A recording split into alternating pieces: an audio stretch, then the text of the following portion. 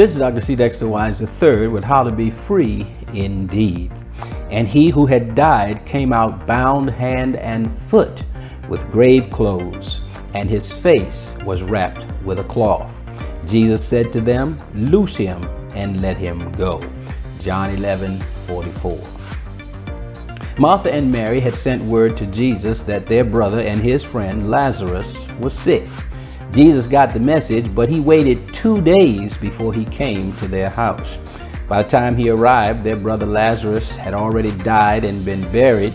And when the sisters saw the Savior, they cried and complained, "If you had been here, our brother would not have died." While weeping himself, Jesus responded, "I am the resurrection and the life. He who believes in me, though he may die, he shall live again."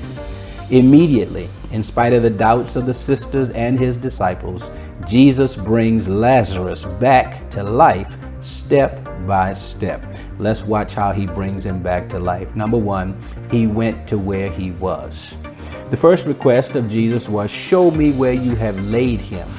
I am going to get him." Jesus rescues us and restores us to life by going to where we are and bringing us back. Number two, he prayed to his Father. He understood that giving life and bringing people back to life can only be done by the power and permission of God. Indeed, it is God who gives life and breathes in us first the breath of life.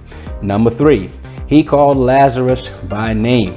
Just so that all the dead people in the cemetery or all the people who had ever died in history did not get up simultaneously, Jesus called Lazarus by name. So he said Lazarus, so John wouldn't get up and Henry wouldn't get up and Mary wouldn't get up. So he called Lazarus by name.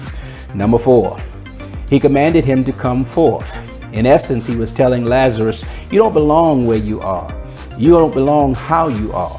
Come forth out of that grave. Come forth out of that bondage which has taken away your life. He commanded him to come forth. Number five, he told the bystanders to loose him and let him go.